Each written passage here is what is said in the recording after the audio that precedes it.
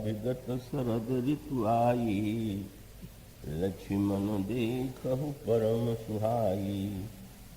फूले कास सकल मही छाई, जल बरसा कृत प्रगट बुढ़ाई। उदित अगस्त्य पंथ जल सोखा, जिमि लोभहि सोखई संतोषा।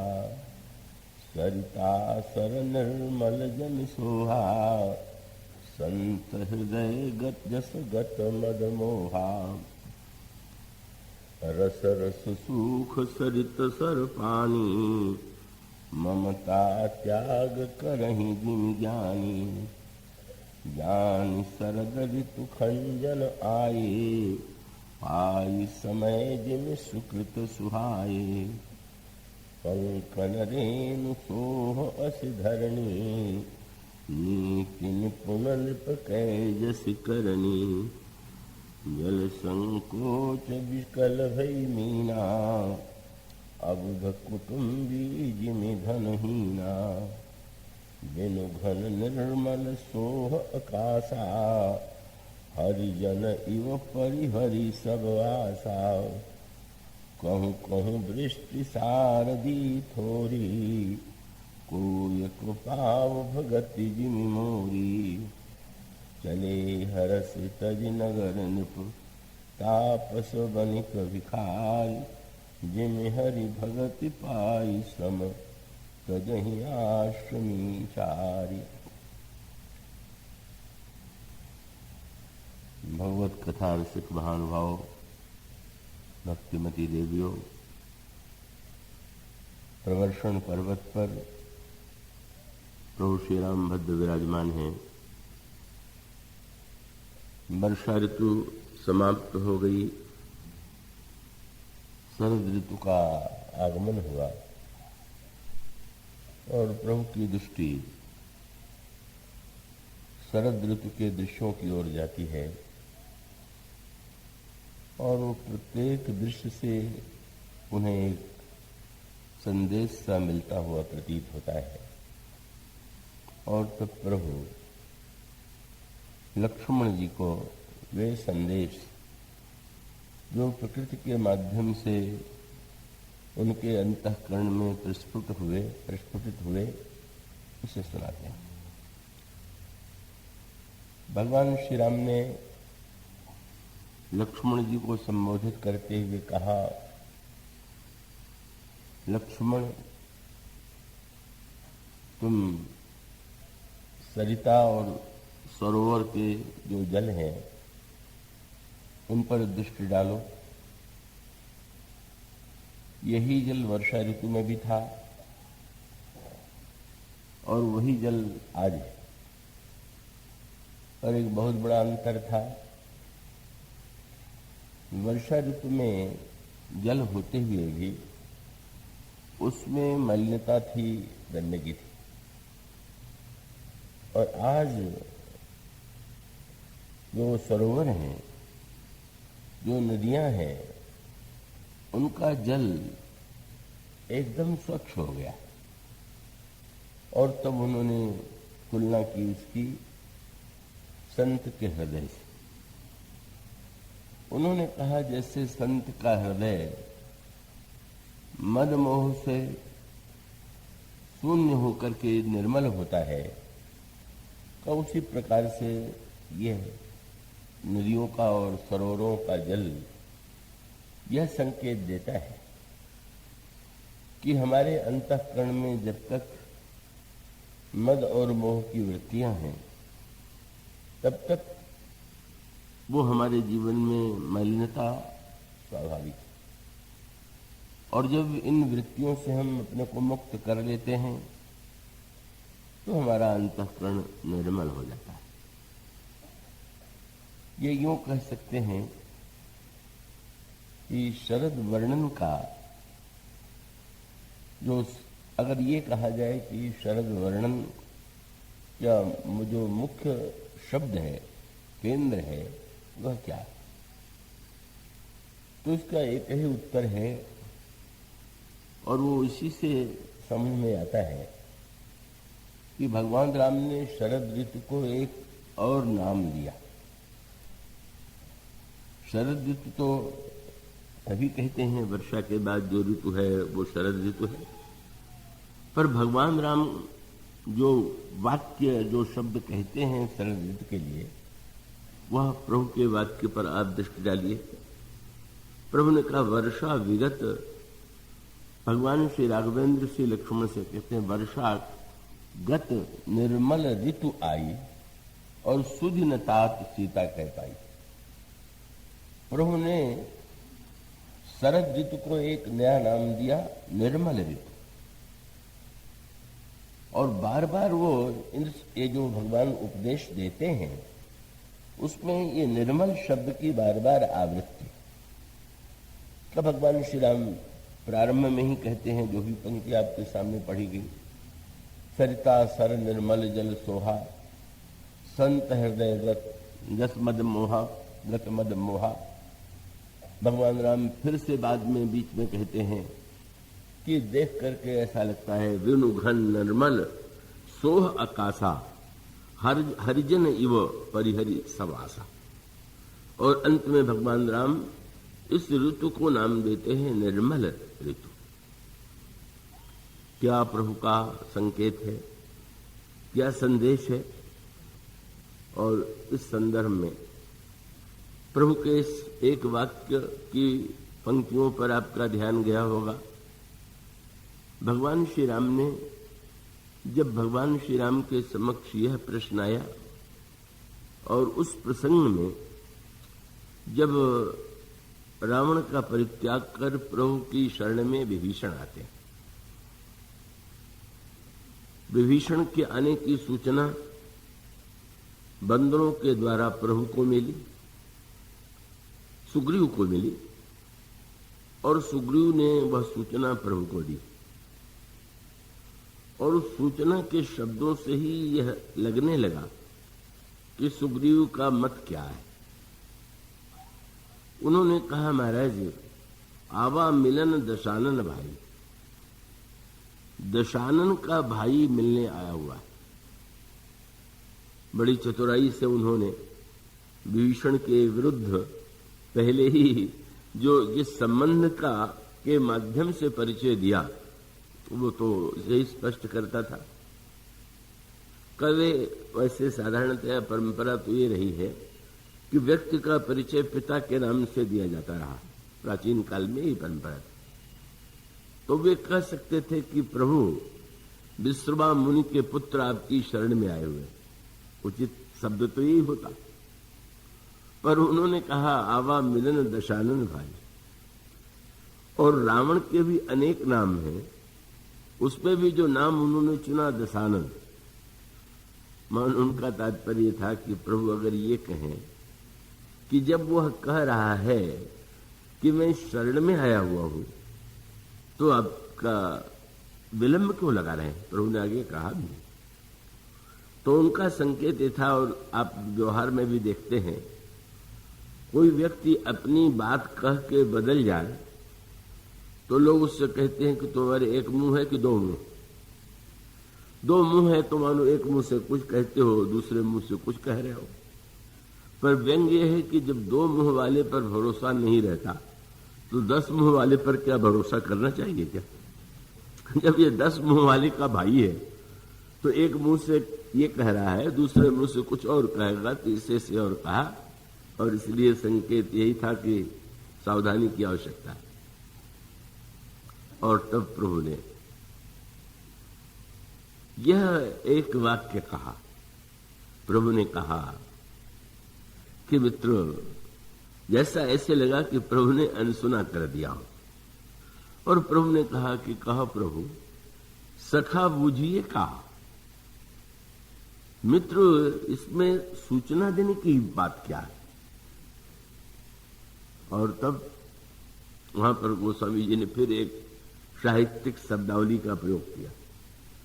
प्रभु ने जब ये कहा कि इसमें सूचना देने की क्या बात है, तो तुरंत उन्होंने जो वाक्य शब्द लिखा हुए है, कह ही कपीस, सुग्रीव ने कपीस। कि सुग्रीव ने नहीं कहा बल्कि कपीस ने कहा, और श्री राम को उन्होंने प्रभु नहीं और किसी विशेषण का प्रयोग न करके कहा, सुनहु नर नाह, आप बंदरों के राजा हैं और मैं मनुष्यों का राजा हूं। ये दो राजाओं के बीच में बात हो रही है और आप युद्ध करने के लिए आए हुए हैं। युद्ध का प्रसंग तो राजनीति का प्रसंग है, सजग रहने का प्रसंग है।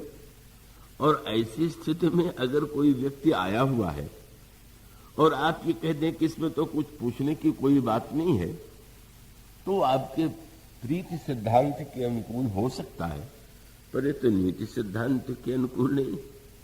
राजनीति की दृष्टि से तो प्रत्येक व्यक्ति को संदेह की दृष्टि से देखा जाता है और उस पर पूरी तरह से समझ करके यह व्यक्ति कैसा है तब उस पर विश्वास किया जाता है। और विश्वास करते हुए भी ध्यान रखना पड़ता है कि अत्यधिक विश्वास रखें। और आप कह रहे हैं कि आया है तो पूछने की क्या बात है।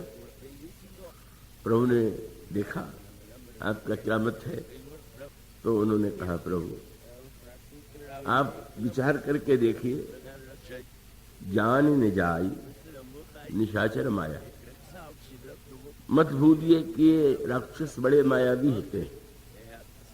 दूसरा वाक्य, और महाराज ये जो जान न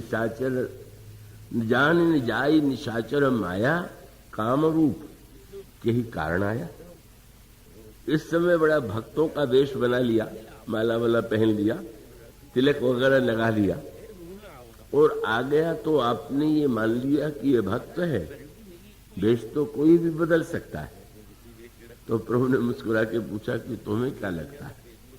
तो महाराज मैं तो स्पष्ट कहता हूं कि भेद लेन पठवा 10 सीसा, भेद हमार लेन सचावा। महादुष्ट है और हम लोगों का भेद लेने के लिए आया हुआ है। सुग्रीव की बात बड़ी तर्क संगत थी। सुग्रीव का तर्क यह था कि क्या रावण को राजनीति का इतना भी ज्ञान नहीं है कि उसका भाई विद्रोही होकर के शत्रु पक्ष में जा रहा है और उसको चले आने दे। कौन सी राजनीतिज्ञ ऐसी भूल कर सकता है? अगर उसको लगे कि ये मेरा भाई विद्रोही हो रहा है, शत्रु के पक्ष में मिलने जा रहा है, तो उसको या तो मृत्युदंड देगा या कारागार में डाल देगा। मुझे तो स्पष्ट लगता है कि रावण को लगा होगा कि राम की सेना का भेद कैसे ज्ञात हो, तो अपने ही भाई को सिखा पढ़ा करके भेज दिया कि तुम ऐसा अपने को दिखाने की चेष्टा करो कि जैसे तुम विद्रोह करके आए हो। और मैंने सुना है कि वो राजकुमार लोगों पर विश्वास बड़ी जल्दी करता है, तो विश्वास के रूप में जब तुम्हें वो रख ले तो सेना के सारे भेद जो है चुपचाप यहाँ पहुंचाते हैं। और तब प्रभु ने पूछा क्या व्यवहार किया जाए, तो उन्होंने यही कहा कि महाराज तो इसलिए भेद लेन, हम भेद हमार लेन सठ आवा, राखिए बांध मोहिय स्वभाव। इसको बंदी करना, मैं नहीं कहूंगा कि मृत्युदंड दे देना चाहिए, लेकिन इसको बंदी बना करके तो रख ही लेना चाहिए। बड़ा लंबा संवाद है, बहुत सुंदर है। प्रभु ने तुरंत वो जो वचन रचना की कुशलता है, आप ध्यान रखिएगा। ये जो निर्मलता है, ये शरद ऋतु का नाम जो निर्मल ऋतु कहा गया, तो गोस्वामी जी ने व्याख्या की निर्मलता क्या है, निर्मलता का स्वरूप क्या है। आजकल तो बड़ी जोर शोर से चर्चा रहती है। सूरत में प्लेग फैल गया तो गंदगी मिटाओ अभियान शुरू हो गया, क्योंकि लोगों को ज्ञात तो है ही कि गंदगी से अनेक रोग फैलते हैं, तो वो लोगों ने ध्यान नहीं दिया। वहां के जो वस्त्र थे वो सुंदर थे, पर उसके निर्माण के साथ साथ वहां कितनी गंदगी एकत्र हुई, और ये माना गया कि इसीलिए सबसे पहले उसी नगर में उस रोग का आतंक फैला और सारे देश में परिव्याप्त हो गया। तो जैसे गंदगी से शरीर के रोग फैलते हैं और उस गंदगी को उस जो कूड़ा करकट है उसको स्वच्छ करने का अभिप्राय है कि व्यक्ति स्वस्थ रहे। किंतु स्वच्छता अभियान केवल शरीर तक ही यदि रह जाए, केवल बाहर की जो गंदगी है उसी को स्वच्छ करने की चेष्टा की जाए और मनुष्य के मन की गंदगी को मिटाने की चेष्टा न की जाए, तो अगर गंदगी से रोग फैलता है शरीर में, तो भीतर मन में अगर गंदगी होगी तो मन में रोग होगा। और हम सब लोगों के जीवन की सबसे बड़ी विडंबना ये, स्वच्छता के प्रति जो हमारी दृष्टि है वो बड़ी सीमित। कुछ लोग तो ऐसे हैं कि उनको मलिनता लगती ही नहीं। उनके लिए गंदगी इतनी स्वाभाविक है कि उस गंदेपन में उनको कुछ अटपटा नहीं लगता। और कुछ व्यक्ति ऐसे होते हैं कि जो स्वच्छता के प्रेमी होते हैं और अपने घर के कूड़ा करकट को साफ करते हैं, पर कूड़ा करकट निकाल करके पड़ोसी के दरवाजे के पास में डाल देते हैं। हमारा घर स्वच्छ रहे, तुम जाओ भाड़ में। हमारे घर की सारी मलिनता जो है वो तुम्हारे घर में रहे। और फिर कभी कभी बड़ी वस्त्र स्वच्छ हो, इस पर भी लोगों की दृष्टि जाती है। वस्त्र के द्वारा सम्मान प्राप्त होता है, पर उसके साथ भी बड़ी विचित्र विचित्र प्रकार की मनोवृत्तियां आती हैं। एक व्यक्ति ने कहा, मैं जा रहा हूं, धुला हुआ कुर्ता बहुत सुंदर सा लाओ। और तब कुर्ता लाया गया तो लाने वाले ने ये कहा, करे वो आप जो भीतर पहने हुए हैं बनियान, उसको तो बदल लीजिए, वो भी तो गंदा है। तो उनका छोड़ो भी, इसे कौन देखता है। माने गंदगी होने में उतनी बुराई नहीं है जितनी दिखाई देने में बुराई। कुर्ता स्वच्छ होना चाहिए, भीतर का जो शरीर को छू रहा है वस्त्र, उसके मलिन होने में कोई चिंता की बात नहीं। तो स्वच्छता के प्रति जो हम लोगों की दृष्टि है वो तो बड़ी विचित्र है। कई लोग जो हैं कमरे को स्वच्छ करेंगे तो जितना कूड़ा है उसको, अगर कालीन बिछा हुआ तो उसी के नीचे डाल देंगे, दरी के नीचे डाल देंगे। और सबका अभिप्राय है कि हम स्वच्छता का सही अर्थ नहीं जानते और स्वच्छता का जो वास्तविक व्यापक अर्थ है वो हमारे जीवन में नहीं। तो निर्मलता का तात्पर्य है, मल जो है वही तो गंदगी। जब पूरी तरह से स्वच्छता हो जाए, केवल शहर में नहीं, घर में ही नहीं, केवल बाहर नहीं, भीतर भी। और वो मल तो इतना लंबा चौड़ा, गंदगी इतनी बड़ी कि गोस्वामी जी ने इस मल की व्याख्या की। भगवान राम जब इस शब्द का प्रयोग करते हैं बार बार, निर्मल निर्मल निर्मल, तो उसके पीछे गोस्वामी जी से पूछा गया, ये निर्मल का अर्थ क्या है? किस गंदगी को, किस मल को नष्ट करना है? और तब गोस्वामी जी ने कहा, कितने मलों को मैं गिनाऊं, और विनय पत्रिका में उन्होंने गिनाना प्रारंभ किया। प्रारंभ उसी शब्द से जिसकी चर्चा पिछले 2-3 दिनों में आपके सामने की गई, मोह। ये सत्य, ये शब्द जो है इतना महत्व का है। और मोह का अर्थ अज्ञान नहीं, अज्ञान का अर्थ है न जानना, और ज्ञान का अर्थ है जानना। पर मोह का अर्थ है जानते हुए भी ठीक उससे उल्टा व्यवहार करना, उल्टा आचरण करना। और सही बात तो यह है कि मनुष्य के बाहर और भीतर जितने मल हैं उसके मूल में यही मोह है।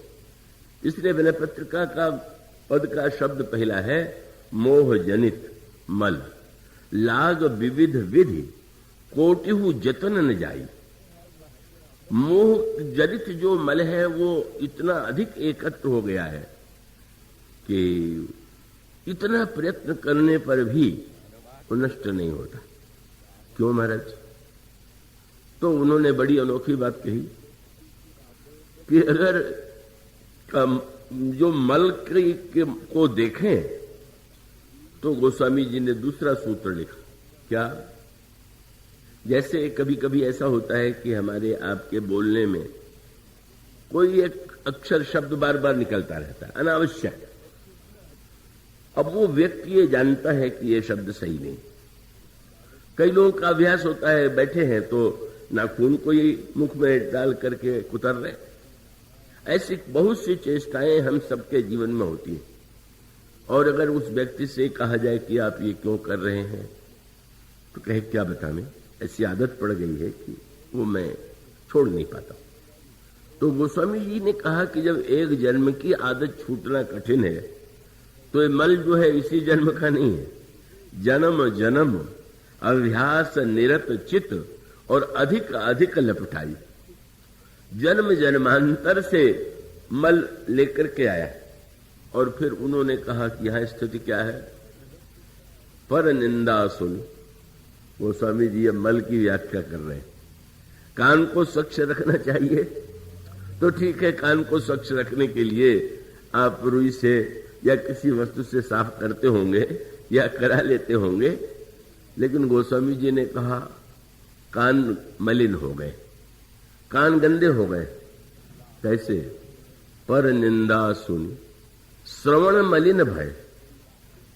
हम लोग कानों का उपयोग क्या करते, और इससे बढ़कर के व्यंग्य क्या होगा? निंदा क्या है? कूड़ा करकट है। गोस्वामी जी ने एक बड़ी अनोखी बात कही। पूछा गया कि सबसे बड़ा पाप क्या है, तो उन्होंने जो वाक्य कह दिया वो समझ में नहीं आता है। क्या?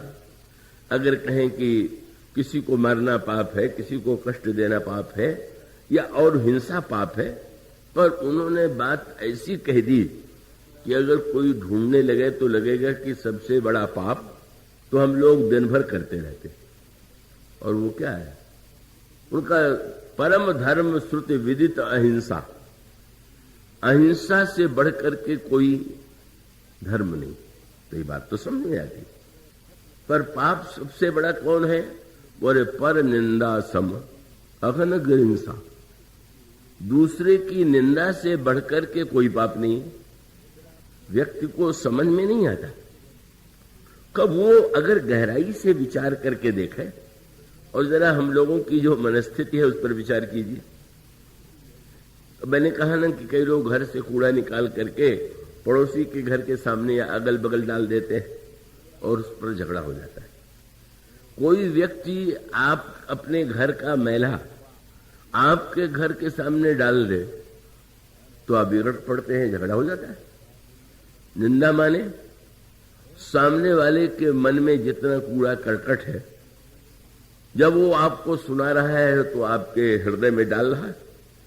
और हम लोग कितने उदार हो जाते हैं, कान खोल के कहते और डालो और डालो। हाँ, जरा गहराई से बताओ, बारीकी से बताओ, कब हुआ, कैसे हुआ, किसने किया। कैसी उल्टी बात है। हम बाहर के निंदा जब हम सुनना चाहते हैं और निंदा में हमको आनंद आता है, तो उसका अर्थ तो ये हुआ कि उस व्यक्ति ने जो कुछ उसके मन मस्तिष्क में कूड़ा है वही तो निंदा के रूप में आपके कान के माध्यम से बैठाना चाहता है। और सुन करके इतने आनंदित होना, कैसी उल्टी बात। गोस्वामी जी ने व्यंग्य किया कि किसी बुरे व्यक्ति से ब्रह्मा प्रसन्न हो गए, उसने बड़ी साधना किया। तो ब्रह्मा ने पूछा तुम बताओ क्या चाहते हो? तो उसने कहा कि महाराज मुझे 1000 कान चाहिए। अच्छा अच्छा, तो तुम तो पृथ्वी राजा के समान हो। उन्होंने भी 1000 कानों की याचना की थी। क्या करोगे कान? बोले महाराज 1000 कान से मैं दूसरों का पाप सुनना चाहता हूं। अब एक कान से सुनता हूं तो एक ही का सुनाई देता है, पर अगर सुनाई सहस 10 काना, 10,000 कानों से भी वो निरंतर दूसरों के दोष और पापों को ही सुनना चाहता है। बात तो बड़ी अटपटी सी है। कभी कभी निंदा करने वाला ये कह देता है कि हम निंदा थोड़ी कर रहे हैं, हम तो सत्य बोल रहे हैं। लीजिए, निंदा नहीं कर रहे हैं, सत्य बोल रहे हैं। कितना हम सब अपने आप को धोखे में डालते हैं, भ्रम में डालते हैं। ये तो मानो हम अपने अधर्म को धर्म सिद्ध करने के लिए ही प्रयत्न करते हैं। इसका अभिप्राय यह है कि आप जब ये कह रहे हैं कि मैं सत्य बोल रहा हूं, तो सत्य क्या उसी परिणाम की सृष्टि करता है क्या जो आपके द्वारा की जाने वाली निंदा सृष्टि करती है? और उसका सीधा सा तात्पर्य कि अगर निंदा सुन करके जिसने सुना उसको लाभ हो जाए, उसके अंतःकरण में श्रेष्ठ सद्भाव का उदय हो, तो आपने बहुत अच्छा सत्य बोला। पर अगर आपकी निंदा से उसके हृदय में या तो दूसरे के प्रति ईर्ष्या उत्पन्न हो गई, द्वेष उत्पन्न हो गया, घृणा उत्पन्न हो गई, और स्वयं आपके अंतर्मन में भी उसी दोष का चिंतन हुआ, तो ये तो सत्य के नाम पर कलंक है, यह सत्य नहीं। इसीलिए मानो शास्त्री कहते हैं कि सत्य के माध्यम से का वो सत्यवादी तो रामायण में सबसे बड़ी मंथरा थी। वो बात बात में सत्य की दुहाई देती थी। कैकेयी जी ने जब प्रारंभ में मंथरा की बात सुन के फटकार दिया और ये कह दिया कि तू घर को फोड़ना चाहती, घर में झगड़ा लगाना चाहती, अरे पुनिया से कबहू कहा सी घर फोड़ी, तो धरी जीभ कढ़ावो तोड़ी, तेरी मैं जीभ कटवा दूंगी। मंथरा निराश नहीं हुई और बड़ी भूमिका के साथ उसने कहा कि मैं क्या करूं, आप तो भोली भाली हैं और आपका एक स्वभाव है, क्या कहां ही झूठी पुर बचन बनाई, ते प्रिय तुम ही करूं मैं माई। अब वो झूठी बातें जो बनाया करते हैं वो तो आपको अच्छे लगते हैं, और मैं कड़वा सत्य कहती हूं तो वो सत्य तो कड़वा होता है, तो आपको कड़वा लग रहा है। कैसा वही सूत्र पकड़ लिया। कई लोग कहा करते सत्य तो कड़वा होता है। सत्य कड़वा तब होता है जब उसका प्रयोग दवा के रूप में किया गया। वैद्य ये कह सकता है कि कड़वी दवा में रोग नष्ट करने के लिए दे रहा हूं। कोई किसी को कड़वापन बलात् उसके मुख में बैठा करके उसको कह करा दे, कोई गंदी वस्तु किसी को मुंह में डाल देंगे तो उसको कह हो जाएगी कि नहीं। तो एक मंथरा ने यही कहा कि मैं तो सत्य बोलती हूं, मैं तो केवल कहूं, बस मैं क्या करूं, मेरा तो स्वभाव यह है कि मैं अनभल देखने जाए तुम्हारा बुरा मुझसे देखा नहीं जाता, मैं झूठ बोल नहीं पाती, झूठे लोग तुम्हें पसंद आ जाते हैं। और फिर मंथरा के सत्य ने जो कुछ किया वो कितना भयानक था। मंथरा की बात को सत्य मान लेने की भूल कैकेयी जी ने कर दिया, और उसका परिणाम ये हुआ कि वो मंथरा का सत्य जो था वो तो राम राज्य के नष्ट करने का कारण बन गया। तो राम राज्य को नष्ट कर देता है वो सत्य, और वह सत्य जिसकी दुहाई कैकेयी जी ने दिया। कैकेयी महाराज दशरथ से यही कहती है कि आप तो बड़े सत्यवादी हैं, और आप यदि सत्यवादी हैं तो सत्य की रक्षा करने के लिए यदि आप राम को बन देंगे और भरत को राज्य देंगे तो इसमें सत्य की रक्षा होगी। मंथरा का सत्य, कैकेयी का सत्य, यह सब वस्तुतः उस सत्य की वह परिभाषा है जिसे हम और आपने जीवन में सहज रूप से स्वीकार कर दिया। सत्य जो है वो कभी कड़वा न हो ऐसी कोई बात नहीं, लेकिन उसका मूल सूत्र यही है कि जो व्यक्ति कह रहा है उसके मन में रंच मात्र सामने वाले के प्रति द्वेष न हो, विरोध न हो, हित बुद्धि हो, और वो हित बुद्धि भी ऐसी हो कि जो सामने वाले को परिवर्तित कर सके। और ये संकेत मानो यह प्रकट करता है कि जब गोस्वामी जी ने कहा कि सबसे पहले भाई नेत्र तो ऐसा बना हुआ है कि उसमें पलके हैं, का न देखना चाहिए तो नेत्र मूंद लीजिए, पर कान का छेद तो खुले हुआ, और उसमें तो श्रीमद् भागवत में तो बड़ी मीठी कल्पना की गई। क्या जब पाप बैठना चाहता है तो दूसरे की जिह्वा को बना लेता है वाहन, और उस पर बैठ करके कान के माध्यम से हमारे आपके हृदय में बैठ जाता है। परिणाम क्या हुआ? जिस व्यक्ति की निंदा की गई वह वैसा है कि नहीं है इसका पता नहीं, पर उस सुन करके उसका जो चिंतन हुआ तो उस दोष का चिंतन हमारे मन में तो आ ही गया। और इसीलिए कथा क्यों सुनी जाती है? बड़ा सुंदर श्रीमद् भागवत में भगवान वेदव्यास ने कहा कि भगवान को चिंता हो गई कि ये कई जीव ऐसे हैं कि लगता है कि मुझे भीतर बैठने ही नहीं देना चाहते, नहीं बैठने देना चाहते तो क्या करें?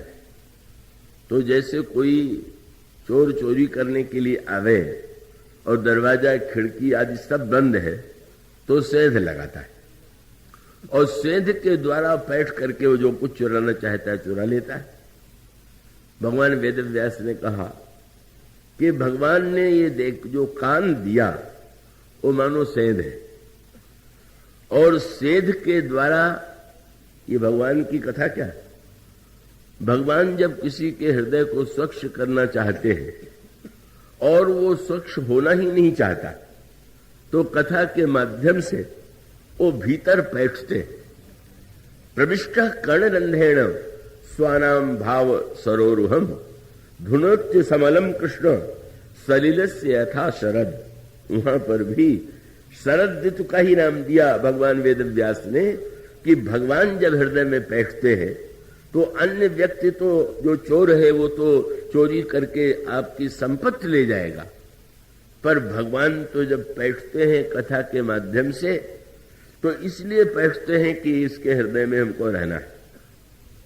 और जा करके जब देखते हैं कि यहां तो पूरी गंदगी फैली है, मैंने पत्रिका में गोस्वामी जी ने कहा हरि निर्मल मल ग्रसित हृदय असमंजस मोही जनावत जही सर काक कंक बक सूकर तह मराले क्यों आवे। और तब प्रभु क्या करते हैं? वो इतने उदार हैं कि वो स्वयं झाड़ू लगा करके स्वच्छ करते हैं। कथा का उद्देश्य है कि भाई कम से कम आप इस समय बैठे हुए हैं तो कोई निंदक आपके कान में निंदा तो नहीं बैठावेगा ना, भगवान का चरित्र बैठेगा और उसको बैठने दीजिए। अब आंख बंद करके सो जाए तब तो आपने कान खुले रहने का भी कोई सदुपयोग नहीं किया। पर इसमें कोई संदेह नहीं कि कथा का उद्देश्य है मनुष्य के हृदय को निर्मल बनाना, मनुष्य के अंतःकरण की मलिनता को स्वच्छ करना। अगर इस बात को जान लें तो ये मानो पहला सूत्र दिया विनय पत्रिका में गोस्वामी जी ने, हम लोग तो निरंतर कान को दूसरों की निंदा के श्रवण से ही मलिन करते जा रहे हैं। और फिर जिह्वा को पर निंदा सुन श्रवण मलिन भय और विषय दोष पर गाये। विषय दोष पर गाये का अभिप्राय निर्मलता के संदर्भ में रामायण की में इतनी विस्तृत व्याख्या है और बड़ा सुंदर संकेत है। क्या आप भोजन करते हैं और उसमें कोई आपको थोड़ी सी कील, कोई शीशे का टुकड़ा कभी मिल जाता है, कभी कंकड़ मिल जाता है और आपका ध्यान चला जाए तो बनाने वाले पर आपका क्रोध आ जाता है। कभी शीशे का टुकड़ा मिलेगा तो व्यक्ति कहेगा कि तुमने ध्यान नहीं दिया, ये मेरे पेट में चला जाता तो क्या पेट की आंतों को न काट देता। और उसका अभिप्राय यह है कि भोजन ऐसा जाना चाहिए, जिह्वा कहती है कि जिसमें कोई गंदगी न हो। पर सोचिए गोस्वामी जी ने यह कहा कि सबसे पहले अपनी जिह्वा को तो निर्मल बनाइए। जिह्वा को निर्मल बनाने का अर्थ है आपके जिह्वा के माध्यम से कोई कंकड़ चला गया, अगर शीशे का टुकड़ा पड़ गया तो आप कहेंगे आंत में चुभ जा गया, पर आपके शब्दों के द्वारा दूसरे के हृदय में जो चुभन हो भी, क्या कभी आपका ध्यान उस पर जाता है? कितना बोल जाते हैं आप, कैसी भाषा बोल जाते हैं, कैसे शब्द कह जाते हैं, आपको कभी लगता है कि सामने वाले को हृदय में कितनी चोट पहुंचेगी हमारी वाणी के द्वारा। और इसलिए गोस्वामी जी ने कहा वाणी को निर्मल बनाना चाहिए और इसीलिए शब्द आता है अहिल्या के प्रसंग में। अहिल्या का जब भगवान के चरणों से स्पर्श हुआ तो स्पर्श होने के बाद अहिल्या जड़ से चेतन हो गई, और चेतन हो जाने के बाद अहिल्या ने जो स्तुति किया उसके लिए गोस्वामी जी ने इसी शब्द का प्रयोग किया। क्या? अत निर्मल बानी अस्तुति ठानी ज्ञान गम्य जय रघुराई। निर्मल वाणी से अहिल्या भगवान की स्तुति करने लगी। क्या अर्थ है इसका? अहिल्या की वाणी निर्मल है, ये प्रमाण पत्र क्यों दिया गया? महर्षि गौतम ने अहिल्या को पत्थर बनने का शाप दिया था। अहिल्या का कोई अपराध नहीं था, पर इतने वर्षों तक अहिल्या ने इतनी सेवा की, पातिव्रत धर्म का पालन किया, और एक क्षण के लिए अहिल्या के जीवन में अगर अनजाने में कोई अपराध हो गया तो महर्षि गौतम की कठोरता का ही रूप तो सामने आता है। ऐसी स्थिति में अहिल्या की वाणी की परीक्षा हो गई। क्या? आपको किसी ने कष्ट दिया हो और कोई उदार व्यक्ति उस कष्ट से आपको बचा दे तो आप ये कहे बिना नहीं रहेंगे कि वो कितना बुरा था, कितना कष्ट उसने दिया, आप कितने भले।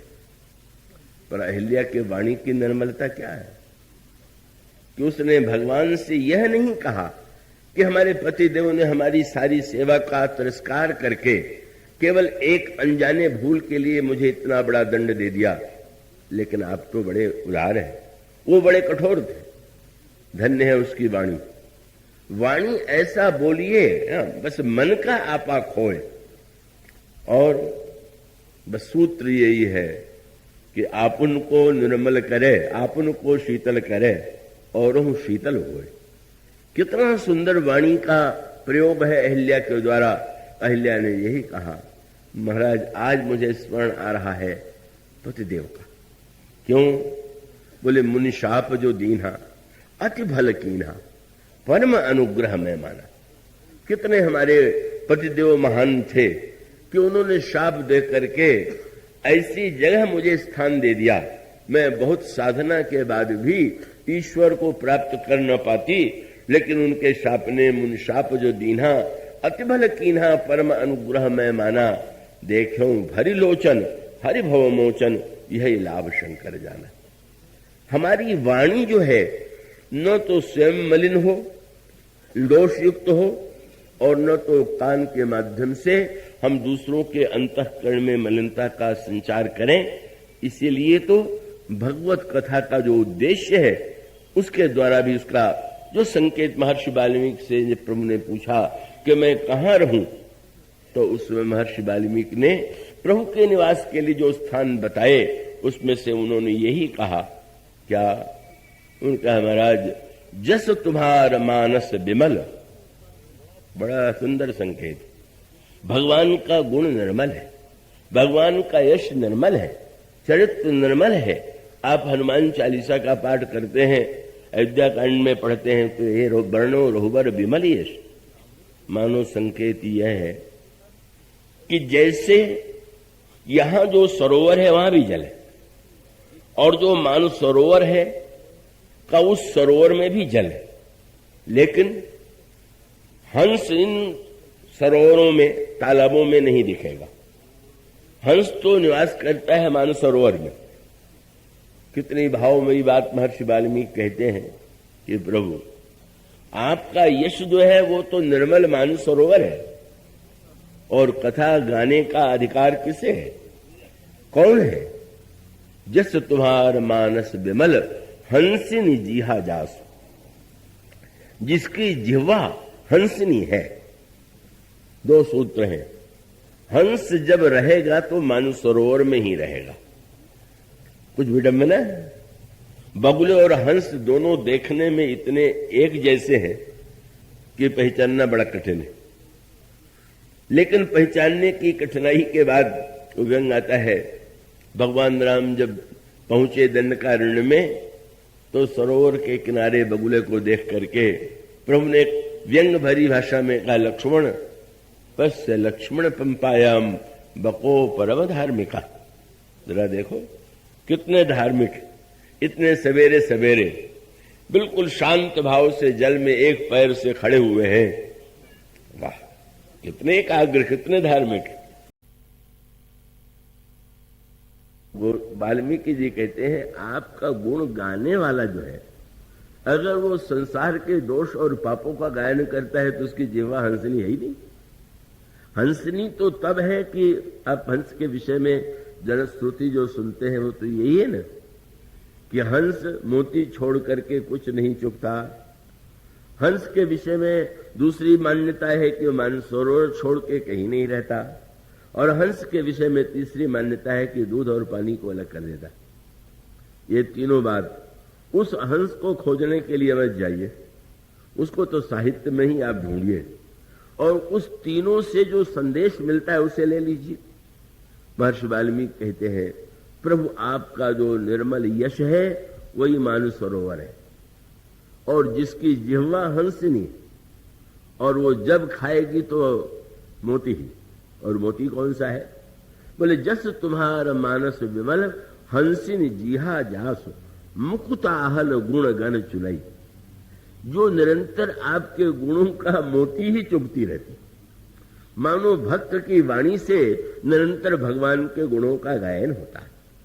और दूध पानी को अलग कर देता है, माने का जहां पर अनित्य और नित्य, असत्य और सत्य, इन दोनों में विभाजन किया जा सके, ऐसे व्यक्ति के हृदय में प्रभु निवास करे, यह सूत्र दिया गया।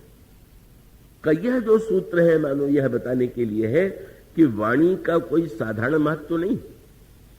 आप राम कथा से बहुत सी बातें सीख सकते हैं, लेकिन वाणी की जो रचना है, वाणी को निर्मल बनाने वाली भगवान की कथा का उद्देश्य है का कान और हृदय को निर्मल बनाना, और भगवान के गुणों के गायन का उद्देश्य है जिह्वा को शुद्ध बना करके नीर क्षीर का विवेक व्यक्ति के अंतर हृदय में जागृत हो, यह उसका तात्पर्य। और इसलिए आप देखेंगे पूरे रामचरितमानस में प्रभु वो तो निर्मल से निर्मल है, उनकी निर्मलता के लिए तो क्या कहना है। वो तो ईश्वर का अंश जो जीव है उसके लिए भी शब्द यही आया है कि ईश्वर अंश जीव अविनाशी चेतन अमल सहज सुखराशि। निर्मलता उनका स्वरूप। और इस संदर्भ में केवल भगवान राम के चरित्र से हम अगर वाणी बोलना सीख जाए तो इससे बढ़कर के जीवन के लिए प्रेरक बहुत सी अनेक बातें हैं, पर ये तो बड़े महत्व की बात है। और उस वचन रचना का प्रयोग आप यहां पर भी भीषण प्रसंग में भी सर्वत्र प्रभु के वाक्यों पर आप ध्यान दीजिए। सुग्रीव ने भगवान राम से कहा, ये रावण का दशानन का भाई है, भेद लेने के लिए आया हुआ है, और मैं समझता हूं कि इसकी बात पर विश्वास नहीं करना चाहिए, बंदी बना लीजिए। भगवान के स्थान पर दूसरा होता, सत्यवादी अपने को मानने वाला, जो कटुभाषियों का सबसे प्रिय शब्द है, कब वो भगवान राम तुरंत याद दिला देते कि अगर बाली के भाई पर भरोसा किया जा सकता है तो रावण के भाई पर क्यों नहीं। स्वयं भी तो बाली के ही भाई थे। और जब उन्होंने ये कहा कि ये भेद लेने आया है, तुलसीदास जी ने लिखा है कि जब ये वाक्य निकला तो प्रभु खूब हंसे, पर हंस के सुग्रीव की ओर नहीं देखा, खूब हनुमान जी की ओर देखने लगे। फिर यह बेहस कहत, हंसे भी बाहर से नहीं, हृदय में हंसे, कि सुग्रीव को ये न लगने लगे कि मेरी बात पर हंस रहे हैं। फिर भी हंसे, लेकिन हनुमान जी की ओर देखा। हनुमान मानो बिना बोले ही प्रभु ने कहा, तुम्हें इनने जब पहली बार भेजा था तो मेरा भेद ही लेने तो भेजा था। यही तो कह रहे हैं कि रावण ने आप मेरा हम लोगों का भेद लेने के लिए भेजा है, तो तुम भी तो भेद ही लेने आए थे, इनके कहने पर ही आए थे। और अगर ऐसा होने पर भी सुग्रीव इतने मित्र हो सकते हैं और तुम जैसा महान सेवक हो सकता है, तो क्या रावण के भाई के नाते ही इसको इस तरह से उसके प्रति अन्याय करना चाहिए? और प्रभु तो वाणी जब बोलते हैं, ऐसा विश्व में तो प्रभु के समान शब्द रचना करने वाला भगवान गोस्वामी जी ने पूरे प्रसंग में आप पढ़ेंगे कि भगवान राम बोलने में कितने सावधान है। रावण से भी बोलते हैं तो कैसे बोलते हैं, और श्रेष्ठ लोगों से तो प्रश्न ही कहा। और यहां पर भी वही वाणी की भगवान ने यही कहा। प्रसन्न होकर के सुग्रीव ने कहा इसको बंदी बना लीजिए, और प्रभु ने कहा सखा नीति तुम नीक विचारी। नहीं नहीं, वाह, आप तो प्रधानमंत्री हैं, आप तो बड़े राजनीतिज्ञ हैं, आपने तो बहुत ही सुंदर नीति की बात कही। प्रशंसा कर रहे हैं, निंदा नहीं करते, आलोचना नहीं करते, बल्कि कहते बहुत अच्छी बात कही। और फिर धीरे से कहते हैं कि मित्र, एक समस्या है, तुम नीति की दृष्टि से जो कह रहे हो बिल्कुल ठीक है, लेकिन तुमको ये भी ज्ञात होगा, और बहुत सुंदर वाक्य प्रभु ने कहा। कौशल्या जी ने जब श्री सीता जी को वन जाने के लिए प्रस्तुत देखा तो बड़े स्नेह से कहा कि पुत्र राम, ये मेरी पुत्री जो है ये तो कल्पलता है, ये तो अमृत की जड़ी है, और मैं तो इतने दिन से इस कल्पलता, इस अमृत की जड़ी को निरंतर बचाए रखने की चेष्टा करती हूं। कल्प वेली जिमी बहुविधि लाली, और सींच स्नेह सलिल प्रतिपाली। अब प्रेम प्रेम के द्वारा इस अमृत की जड़ी को हमने सींचा है। सो बन सो सिय जहन चलत बन साथा। वह सीता बन जाना चाहती है, तो पुत्र मैं ये पूछती हूं कि विश्व वाटिका की सोह सुत सुभग सजीवन मूरी। पुत्र, अमृत की जो जड़ी है वो तो जहां दिव्य वाटिका है वही होना चाहिए। कब वन क्या है, वो तो मानो विश्व वाटिका है, विश्व का बाग है। तो क्या हमारी ये अमृत की भाई जो पुत्र वधू है, क्या वहां उसकी शोभा रहेगी? सीता जी ने मां की ओर देखा और प्रभु की ओर देखा, और सीता जी का तात्पर्य यही था कि मां ने तो बिल्कुल अनजाने में भी वह कह दिया जो सत्य है। क्या? अगर जंगल विष की वाटिका है और जहां विष ही विष है, वहीं तो अमृत की जड़ी की आवश्यकता है। यहां तो इतनी अमृत की जड़ियां हैं कि मैं रहूं न रहूं कोई अंतर नहीं पड़ता। और आप यदि जा रहे हैं तो उस विष वाटिका को बदलने के लिए ही तो जा रहे हैं, और जा रहे हैं तो अगर मां कहती है कि मैं अमृत की जड़ी हूं, तब तो मुझे अवश्य साथ लेके चलिए। तो मानो प्रभु ने भी यही कहा कि ठीक, पर ये भी तो विचार का प्रश्न है कि अगर किसी व्यक्ति को बुरा समझ करके ही मैं उसका परित्याग कर दूं, तो बुराई को नष्ट करना, हम इससे स्वयं तो बच जाएंगे बुराई से, पर बुराई तो दूर करने की बात नहीं होगी। तो तुमने जो बात कही वो राजनीति की दृष्टि से बिल्कुल ठीक कही है, पर मेरा जो जीवन का व्रत है, मम पन शरणागत, मेरा प्रण है कि जो शरण में मेरे आ जाएगा उसके भय को मैं दूर करूंगा। शरण माने जो असमर्थ है, का एक रोगी भी जब व्याकुल होकर के डॉक्टर के पास, वैद्य के पास जाए, तो उसका कार्य तो उसके विषय में न्याय करना नहीं। क्या मान लीजिए कहीं डाकुओं से पुलिस के सिपाहियों का संघर्ष हो और पुलिस की गोली से डाकू घायल हो गया, मर गया, तो कोई घायल हो गया, और उसको लेकर के अगर हॉस्पिटल में लाया जाए और डॉक्टर ये सोचे कि अब इसको तो सजा मिलने वाली है, अब कुछ तो मारे गए हैं, इसको भी जहर खिला के मैं मार दूं, तो क्या उस डॉक्टर को पुरस्कार मिलेगा क्या कि वाह वाह हल्का काम कर दिया आपने, कि वो आया था हॉस्पिटल में तो आपने जहर देके मार डाला?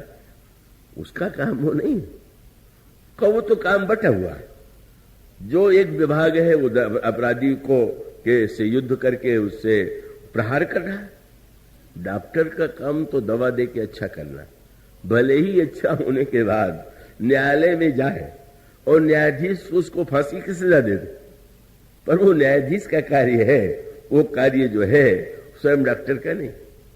तो प्रभु ने कहा कि मित्र, मैंने ये व्रत लिया है कि अगर कोई मेरी शरण में आवेगा तो मैं भय अवश्य दूर करूंगा।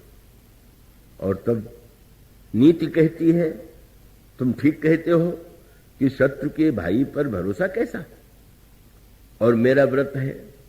प्रभु ने एक बड़ी सांकेतिक भाषा का प्रयोग किया। तुम अगर ये कहते हो कि भेद लेने आया है, तो क्या हमें डरना चाहिए क्या? क्यों? बोले जिसको ये लगता हो कि मेरा भेद चला जाएगा तो मैं हार जाऊंगा।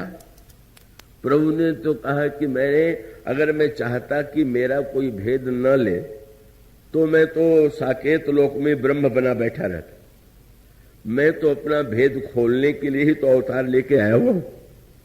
वहां मेरा तो कोई भेद जानते ही नहीं, उस ब्रह्म का भेद कौन जानता है? तो प्रभु ने कहा कि मैं क्या बताऊं, मैं तो आया हूं कि भला कोई भेद तो मेरा ले ले, और भेद ले लेगा तो हमें भी आनंद, उसे भी आनंद। मुझे प्रसन्नता होगी कि वो जो मेरा उद्देश्य था पूरा हुआ, और वो भी भेद जान जाएगा तो तुम विश्वास रखो उसके जीवन में पूरा परिवर्तन हो जाएगा। इसलिए प्रभु ने यही कहा कि मैं यही कहूंगा कि अब मेरी प्रीति के सिद्धांत में और तुम्हारे नीति के सिद्धांत में थोड़ी दूरी लग रही है। कोई ऐसा मार्ग है कि बीच वाला मार्ग हो? अब सुग्रीव तो प्रभु की बात उनको अच्छी नहीं लग रही। उनको लग रहा है कि ये सब बातें जो है भावुकता की हैं, युद्ध में कहीं भावुकता चलती है। और तब भी प्रभु इतने उदार हैं कि प्रभु ने कहा फिर ऐसा कर ले कि एक प्रतिनिधि मैं अपना चुन दूं और एक प्रतिनिधि तुम अपना चुन लो, दोनों को भेजा जाए। और अगर दोनों मिलकर निर्णय कर ले कि वो कैसा है, और तब प्रभु ने कहा कि मैं हनुमान को अपनी ओर से चुनता हूं। सुग्रीव के लिए स्वाभाविक था कि उन्होंने अंगद की ओर देखा, युवराज है, और तब गोस्वामी जी ने लिखा उभय भांति तेहि आनहु हंसी कह कृपा निकेत, जय कृपालु कहीं कपि चले अंगद हनु समेत। हनुमान जी और अंगद दोनों जाते। अंगद बड़े प्रभावित हो गए भीषण को देखते ही, और तब सादर ते ही आगे करी बानर गए जहां रघुपति करुणा कर का वो भीषण को आगे कर लेते हैं, और हनुमान जी और अंगद और सैनिक दोनों दृश्य है। प्रीति वालों को लगा स्वागत हो रहा है, और नीति वालों को लगा कि सावधानी रखी जा रही है, घेरा डाल करके लाया जा रहा। और पहुंचने के बाद वो तर्क वितर्क समाप्त नहीं हुआ। रावण विभीषण का तर्क यह था कि शरणागति में आपका कोई सिद्धांत है कि नहीं? तो प्रभु ने कहा कि मित्र, मैं तो ये मानता हूं और इसीलिए मैं घोषित करता हूं कि कोटि विप्रबध लागई जाहू, आए शरण तजो नहीं था। सन्मुख होई जीव मोहि जबहि, जन्म कोटि यख ना सही तबहि। कितना भी बड़ा व्यक्ति बुराई क्यों न कर चुका हो, पर मेरे सन्मुख जो ही आता है उसका पाप नष्ट हो जाता है। सुग्रीव ने कहा प्रभु, यह कहते समय आपने ध्यान दिया कि इसका कितना बड़ा दुरुपयोग होगा? जब आप ये घोषणा कर देंगे कि बुरे से बुरा पापी से पापी व्यक्ति भी आपकी शरण में आ सकता है, तो लोग तो निश्चिंत होकर पाप करेंगे। चलो, इन्होंने तो कह ही दिया है कि मेरे सन्मुख आते ही पाप नष्ट हो जाएगा, और तब वो पाप करेंगे मनमाने और आपके सामने आ जाएंगे, महाराज शरण में हूं। और तब प्रभु ने कहा कि समस्या तो यही कि मैं तो आया ही इसीलिए हुआ, अवतार मेरा है ही इसलिए कि जिससे व्यक्ति मेरे सन्मुख आवे। पर मैं कितना भी कुछ क्यों न कहूं, पर तुम एक बात समझ लो, मेरे पास कुछ ऐसे व्यक्ति हैं कि जो आ ही नहीं सकते। और केवल भगवान ने जो वाक्य कहा वो ये कही कहा कि मैं क्या करूं, कोटि विप्रबध लागई जाहू, आए शरण तुझो नहीं ताहू। सन्मुख होई जीव मोहि जबहि, जन्म कोटि अबनासहि तबहि। लेकिन पापवंत कर सहज सुहाऊ, भजन मोर तेहि भाव न काऊ। क्यों? बोले निर्मल मन जन सो मही पावा। भगवान ने कहा समस्या ये है कि निर्मल मन वाला ही मुझे पा सकता है। और बहुत बढ़िया बात है। इसका अभिप्राय यह है कि निर्मल मन जन सो में ही पावा में मानो यह संकेत है कि जैसे अगर कोई शीशा है और शीशा में आकृति आप देखना चाहें और शीशे के ऊपर चारों ओर गंदगी लगा करके देखें तो दर्पण में तो आपको दिखाई नहीं देगा। इसलिए इसका अभिप्राय भगवान का यह है कि मेरे इस करुणा और कृपा को वही समझ पाता है जो निर्मल मन वाला है, जिसका मन अपवित्र होता है, वो मेरी करुणा और कृपा को देखने में असमर्थ होता है। इसीलिए क्या तुमने देखा कि मेरे यहाँ शरणागतों की भीड़ है? इतने लंका में इतने व्यक्ति हैं, एक विभीषण को छोड़ करके एक भी आया क्या? और नहीं आता तो तुम मत डरो कि मेरी शरणागति के सिद्धांत से समाज में अनाचार फैल जाएगा। सत्य तो ये है। और उस सूत्र का अभिप्राय बड़ी सीधी सी बात है। मानो एक वैद्य जो है अच्छी से अच्छी औषधि दे सकता है और वो औषधि ऐसी हो सकती है कि रोग को नष्ट करने वाली, पर अगर वह औषधि आप कहीं गंदी जगह में रख करके उसमें गंदी से गंदी वस्तु मिला लें, गंदे ढंग से गंदे पात्र में उसका सेवन करें तो आपका रोग यदि नष्ट नहीं होता है तो आपका दोष है, औषधि का दोष नहीं। और इसका अभिप्राय यह है कि भगवान कहते हैं कि एक बार अगर व्यक्ति दो ही प्रकार से है, बड़े महत्व का सूत्र है।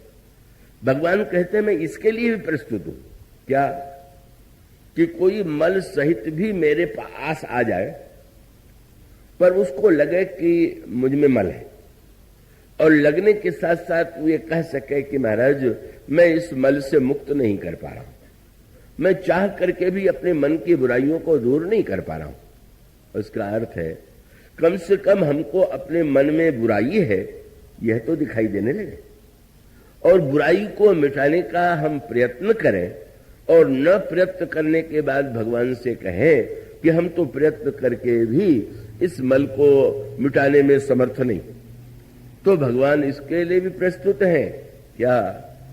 भगवान ने कहा तज मद मोह कपट छल नाना, जो नर हो चराचर द्रोही, आवई सभय शरण तक मोही, तज मद मोह कपट छल नाना, तो कर्म सद्यते ही साधु समाना। अगर कोई व्यक्ति मलग्रस्त होकर के मुझ पर विश्वास कर ले, कठिनाई यही है कि अंतःकरण जिनका मलिन है उनका मेरे ऊपर विश्वास ही नहीं होता, मेरी कृपा पर विश्वास नहीं होता, मेरे सन्मुख नहीं आते हैं। पर एक बार अगर व्यक्ति समझ करके यह भी मान ले, सुग्रीव ने यही तो किया था। सुग्रीव तो निर्मल नहीं बन पाए थे, सुग्रीव के अंतःकरण में तो वासनाओं का बादल छा गया था और भगवान को भूल गए थे। और भूलने के बाद भी भगवान श्री राम ने जो सांकेतिक वाक्य कहा, वह सांकेतिक वाक्य यही तो था कि वर्षागत निर्मल ऋतु आई। भगवान का संकेत यह था कि वह मेरी शरण में आया, और शरण में आने के पश्चात मैंने उसके लिए बाली का वध किया, उसको मैंने राज्य दिया। यहां पर बड़े महत्व का सूत्र है। बाली ने यह तर्क किया था कि ईश्वर सम है, और यह वाक्य कहने के बाद बड़ा सांकेतिक प्रसंग आता है कि जब प्रभु ने बाली पर बाण चलाया तो सामने नहीं आए, वृक्ष की आड़ में खड़े होकर के प्रभु ने बाण चलाया, और वो बाण जो है बाली को लगा, बाली गिर पड़ा। जब गिर पड़ा तो भगवान ने जानबूझ करके जो बाण चलाया वो कैसा था, मैंने कितने राक्षसों का प्रभु ने सिर काट दिया। ऐसा बाण चला सकते थे कि बाली का सिर कट जाए, पर प्रभु ने ऐसा नहीं किया। ऐसा बाण चलाया कि उसके हृदय पर चलाया। ये रामायण की आध्यात्मिक भाषा है। किसका सिर काटना चाहिए, किसकी भुजा काटनी चाहिए, किसके हृदय पर प्रहार करना चाहिए, ये दुर्गुणों के विनाश की प्रक्रिया। जो दुर्गुण हृदय में है उसके लिए हृदय पर प्रहार, जो दुर्गुण, रावण जैसे व्यक्ति हैं वहां तो सिर में भी दुर्गुण, भुजा में भी दुर्गुण, हृदय में भी और नाभि में भी, तो वहां तो बड़ी लंबी लड़ाई। पर प्रभु ने तो ये कहा था कि मैं बाली को तो बस एक ही बाण से मारूंगा। और मारा भी कैसे? बोले माला मारा बाली राम तब हृदय मांझ सर तानी। मार दिया, गिर पड़ा। अब इसके बाद दूसरा दृश्य, भगवान जानबूझ करके उस वृक्ष के आड़ से निकल करके बाली के सामने खड़े हो गए। क्या आवश्यकता थी? थोड़ी देर बाद मर जाता। पर भगवान चाहते थे कि बाली जो भी कहना चाहे एक बार मुझसे कह ले। और सचमुच कैसी अनोखी बात। जब बाली की आंखें खुली और उसने देखा तो दृश्य क्या था? श्याम गात सिर जटा बनाए और अरुण नयन सर चाप चढ़ाए। भगवान राम की आंखों में लाली है, धनुष पर बाण चढ़ा हुआ है और सामने खड़े। गोस्वामी जी जो बात बताना चाहते हो बड़े महत्व की। ये जो आंखों में प्रभु की लाली है, ये किसका लक्षण है? क्रोध में भी आंखें लाल हो जाती हैं और श्रृंगार में भी आंखें लाल हो जाती हैं। और उसका अर्थ क्या है? कि जब भगवान के भक्त जब भगवान के आंखों में लाली देखते हैं तो उनको बड़े आनंद की अनुभूति होती है और उनको ऐसा लगता है कि भगवान की आंखों में इसमें राग दिखाई दे रहा है। पर बाली को तो राग नहीं दिखाई दे रहा। ईश्वर की आंखें बदलती नहीं है, वो तो जैसी है वैसी रहती है। पर देखने वालों की जो दृष्टि होती है उनको ऐसे लगा। बाली को यही लगा कि अब भी बाण चलाने के बाद भी आंखें लाल किए मेरे सामने खड़े। और वो जहां भक्त लोग भगवान की स्तुति करते हैं तो वहां तो इस शब्द को कहना भूलते ही नहीं है। अरुण नयन राजीव सुवेशम सीता नयन चकोर निशेषम। आपके नेत्र जो है वो तो लाल कमल के समान। धनुष पर बाण चढ़ाए हुए, एक बाण मार चुके और फिर भी क्या दूसरा मारने वाले हैं क्या? और तब बाली ने भगवान पर आरोप लगाना प्रारंभ किया। प्रभु जानना चाहते थे और ये कहा कि आप ब्रह्म हैं। प्रभु नहीं बोले।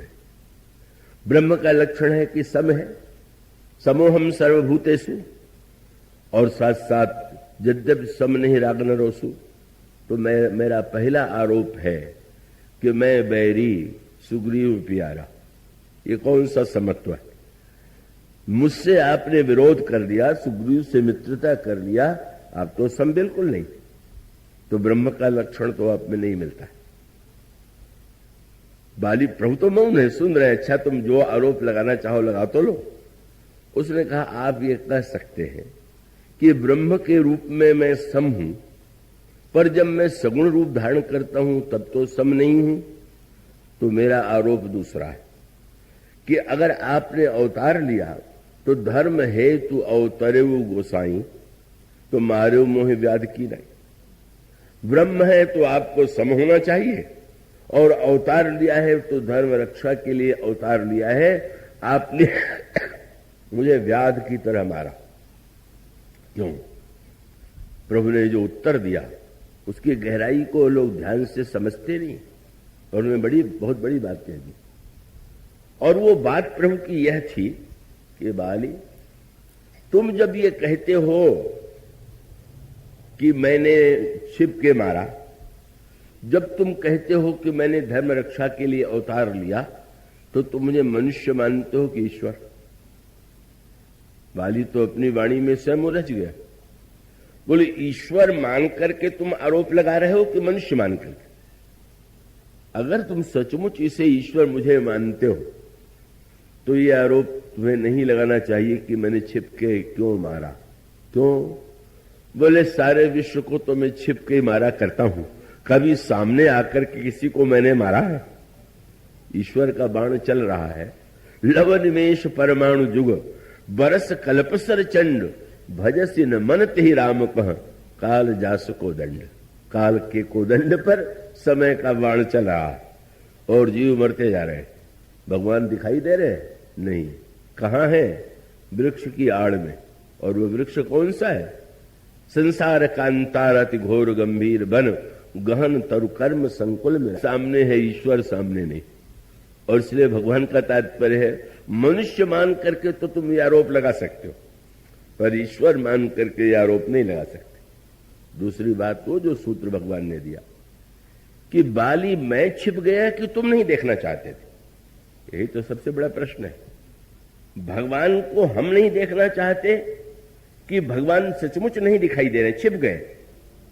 और तब भगवान ने कहा कि बाली, विडंबना यह है कि मैं नहीं छिपा जितना तुम मुझे देखना नहीं चाहते थे। और तब प्रभु ने याद दिलाया, याद कर लो, मूढ़ तो ही अतिशय अभिमाना, नारी सिखावन करसिन काना। चलते समय तेरी पत्नी ने तुझसे क्या कहा? भगवान क्यों कहना चाहते थे, अगर मैं वहां खड़ा न होता तो मुझे कैसे पता चलता कि तेरी और तेरी पत्नी में क्या बातचीत चल रही? और तेरी पत्नी के मुंह से जो निकल रहा था वो कौन बोल रहा था? मैं तो इतना व्यग्र था कि तुम मुझे पहचान लो कि मैं वहां उस भवन में चला गया जहां तुम पत्नी के साथ, और तुम्हारी पत्नी के हृदय में प्रकट होकर के मैं तुम्हें बतलाना चाहता था कि मैं कौन हूं, और तुम्हारी पत्नी ने तुम्हें सावधान किया। उसने कहा और तुमने उसकी बात अनसुनी की। अब ये बताओ वो बोल कौन रहा था, कौन बतला रहा था? वही गाथा। कोई सत्संगी कथा में गए, महात्मा जी ने प्रवचन किया कि सारे संसार में ईश्वर विद्यमान। नए सत्संगी थे, उत्साह में भर गए, लौट करके आ रहे थे, उधर से एक मतवाला हाथी आ रहा था, पागल हो गया था, और पीछे पीछे से जो पीलवान था वो लोगों से कह रहा था हट जाइए, हट जाइए, हाथी पागल हो गया है। पर सत्संगी ने कहा अभी तो महात्मा जी ने कहा है ईश्वर सर्वत्र में क्यों हट जाऊं? नहीं हटे, हाथी पागल था ही, उठा के फेंक दिया। मरे तो नहीं, पर हड्डी पसली तो ऐसी चूर हुई कि कई महीने तक पड़े रहे। और जब चलने फिरने योग्य हो गए तो एक दिन जा रहे थे, वही महात्मा जी मिल गए जिनके प्रवचन में वो गए थे। पूछा, बेटा बहुत दिन हुआ सत्संग में नहीं आते हो? महाराज आपके एक ही सद्दिन के सत्संग का फल इतने महीने से भोग रहा हूं, अब फिर आऊंगा क्या? आपने कह दिया ईश्वर सर्वत्र है। ईश्वर, हाथी ने क्या ईश्वर नहीं था, उसने मुझे फेंक दिया। महात्मा ने कहा कि उस समय और भी कोई था। हाँ महाराज, पीलवान था। पीलवान क्या कह रहा था? बोल हट जाओ, हाथी पागल हो गया। तो पीलवान में मैं था कि नहीं था, ईश्वर था कि नहीं था? अगर ईश्वर तुझे सावधान कर रहा था तो तुझे तो हट ही जाना चाहिए था। भगवान का तात्पर्य, बाली तुम व्यर्थ कह रहे हो कि मैंने आपको नहीं देखा। तुम्हारी पत्नी के मुंह से मैंने तुम्हें सावधान किया, फिर भी तुम नहीं माने।